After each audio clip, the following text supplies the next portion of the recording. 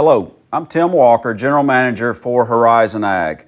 Today, I'm very happy to speak with you on how to manage new offerings from Horizon Ag to optimize your performance and profitability. Right now, I would like to focus my attention on the coastal region, Texas, South Louisiana, and talk specifically about the Previsia rice technology and how it can impact your operation. In order to look forward, I think we also ought to look back just for a moment and remember what the Clearfield technology meant, especially in South Louisiana. If you remember back over 20 years ago, the main way to control red rice in South Louisiana was to water seed, water level, do everything in the water and try to keep those red rice seeds from germinating.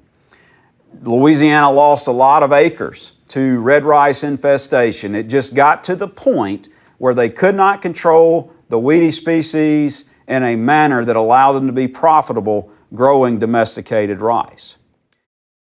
So this particular data slide that I show you is one that on the vertical axis shows you yield, and this yield is plotted over time since the launch of the Clearfield rice in 2001. If you pay attention, the blue line and blue dots represent the state of Arkansas.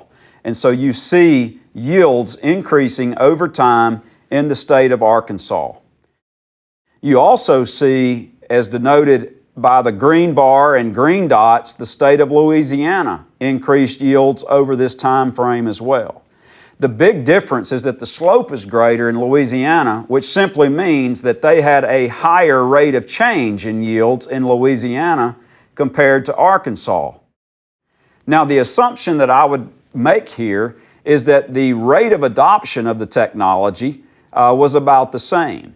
The big difference is the state of Arkansas was already using the drill-seeded delayed flood system, whereas most of the culture in South Louisiana was in the water-seeded system. It's no secret that the drill-seeded delayed flood system brings us a lot of agronomic efficiencies that help improve yields. So I think that is the difference in seeing a higher rate of change in Louisiana compared to that of Arkansas. In recent years, especially in South Louisiana, as the weedy rice species has come back, we've lost some of that agronomic efficiency because we've had to go back to water-seeded systems. The Previsia rice system is going to allow us to go back to the drill-seeded system and take advantage of those agronomic efficiencies that we saw first and foremost with the launch of the Clearfield technology. In 2018, we launched the PVL01 variety as part of this Previsia rice system. And this past year, we were able to launch PVL02. PVL02 is a tremendous improvement over PVL01, especially in South Louisiana and Texas. You may want to ask the question, well, why is it an improvement? Well, first and foremost, it's an earlier variety. So being able to harvest a crop 10 days earlier in many situations makes all the difference in the world when it comes to return crop potential. PVL02 is going to be 7 to 10 days earlier maturity than PVL01. So not only does PVL02 have higher main crop potential, the fact that it comes off earlier almost automatically gives you higher return crop potential. In addition to higher yields with PVL02, PVL02 is a much better milling rice than PVL01. PVL01 was a long, slender grain. It tended to break up much easier in the milling process. PVL02 is a shorter grain, and it holds together, and we are seeing some phenomenal milling yields out of PVL02. I got to tell you this, you hardly ever hear of whole milling rice measuring 70%. But we have a farmer friend of ours that has been very successful growing seed throughout the years for us. And this year he was so proud to tell me, Tim, I had a couple of lots of rice that milled a 70, 73. That's a pretty good premium going into his pocket for that type of milling. PVL02 is also slightly better in disease than PVL01, specifically blast. We do have at least one gene in PVL02 where we had no genes of resistance in PVL01 for blast resistance. So let's talk a little bit more specific about the yield performance of PVL02 and its competitive landscape. First and foremost, PVL02, as you see in these data, that it's a smaller set of data, and I'm using this smaller set of data for a reason. I'll come back to it in a moment. But in this particular set of data, PVL02 outperformed PVL01 almost 1,000 pounds per acre. Furthermore, PVL02 only yielded about 300 pounds less than Cheniere. So when you're looking at this competitive landscape with PVL01, PVL02, and Cheniere, it makes sense that our adoption rate of the Previsia technology has been a little bit slower than expected, especially in South Louisiana. The yield difference between PVL01 and Cheniere was such that many people chose to continue to water seed Cheniere and hopefully control the weedy rice complex without giving up or potentially giving up yield in PVL01. That's no longer the case with PVL02. We can go back and get those agronomic efficiencies by drill seeding and yield very, very similarly to Cheniere and just do a great job of cleaning up the problem.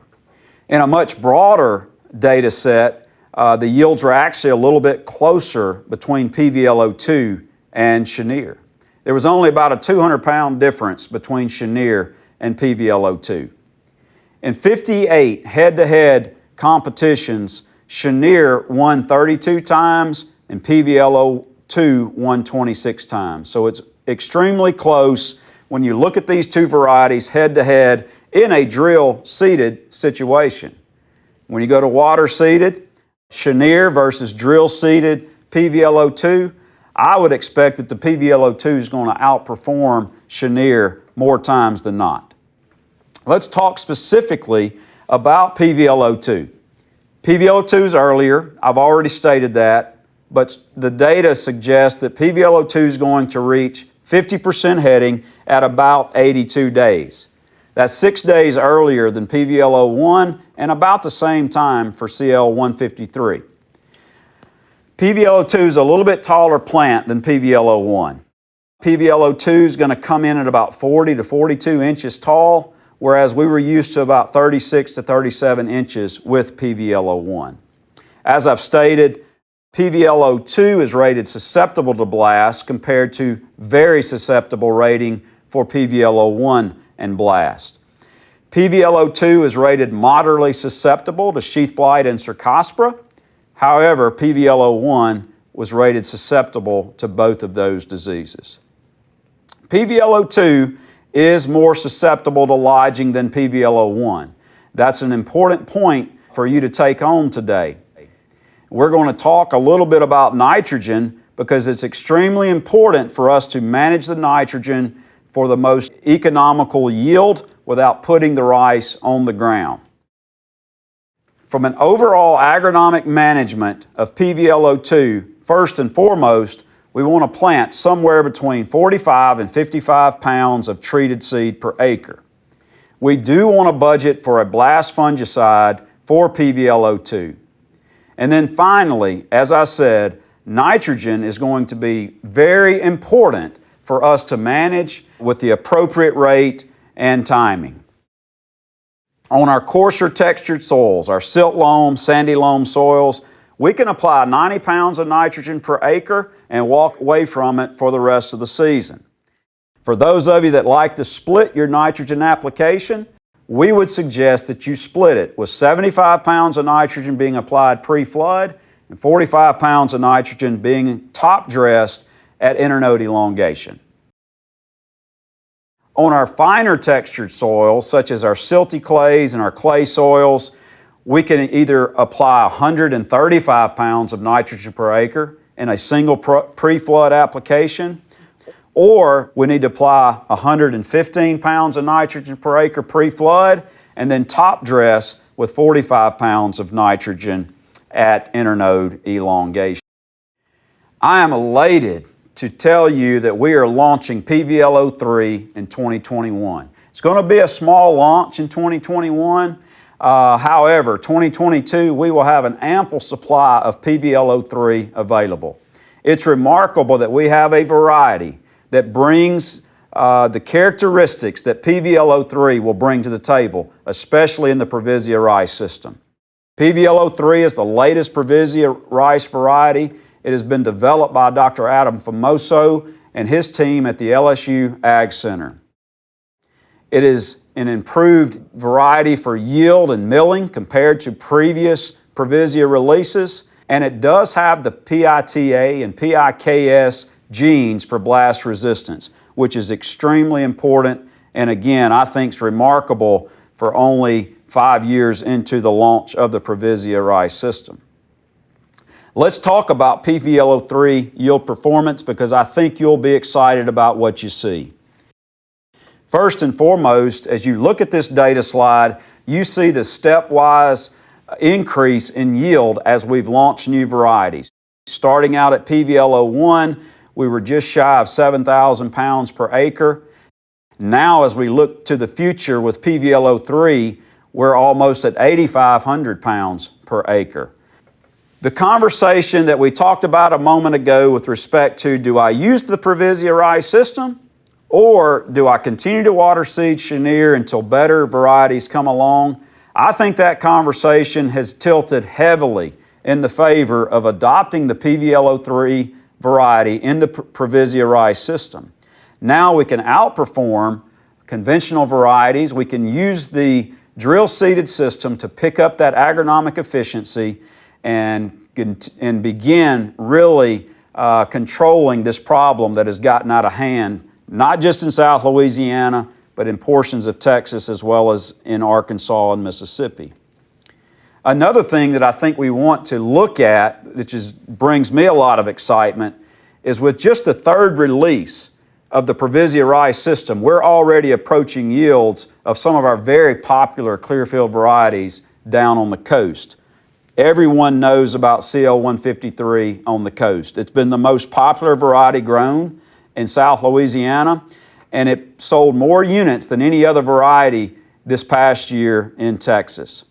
And I'm now going to transition and talk about Clearfield rice varieties for the coastal region.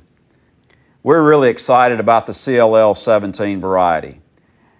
I just talked to you about how popular CL153 has been for us down on the coast. CLL17 is a much better variety than even CL153. From an agronomic standpoint, it's going to be similar to most of our Clearfield varieties down there. It's an early variety, 81 days to 50% heading. It's a little bit taller than our CL153 and CL111. It comes in at about 39 inches tall. We do not give up any type of blast resistance with CLL17. It has the same blast package as CL153 and CL111. Certainly that's an improvement over CL151, which has been popular on a small amount of acres because of its yield performance. CLL17 is moderately susceptible to bacterial panicle blight. Most all of our Pure Line varieties are. We manage that with planting date and hope for the best with respect to weather not being extreme during the late summer months. CLL17 has performed the best in South Louisiana and Texas. When you look at CLL17 compared to CL153, CL111, and Chenier, over 62 head-to-head comparisons, CLL17 has outperformed all three of these varieties.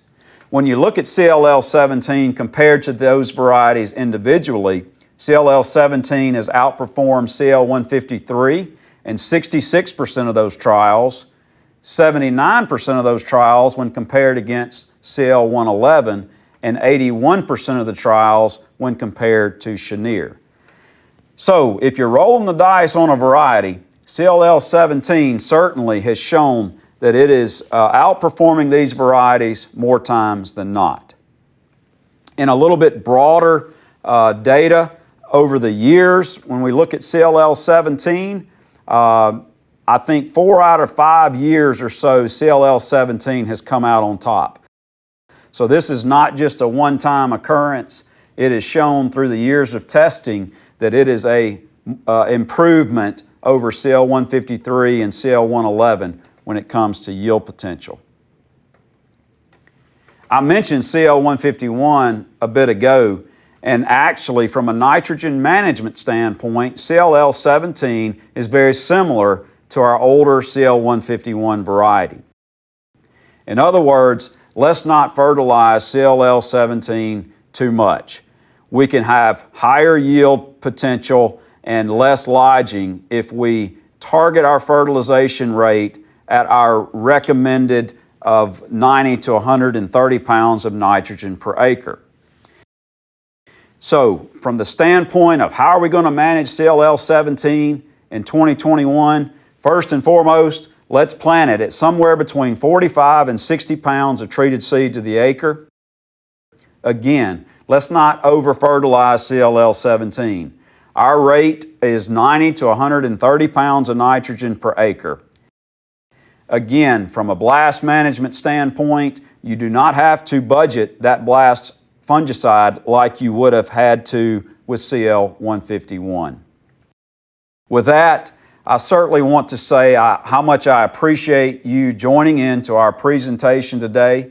We hope that you have gained some information that will help you be successful.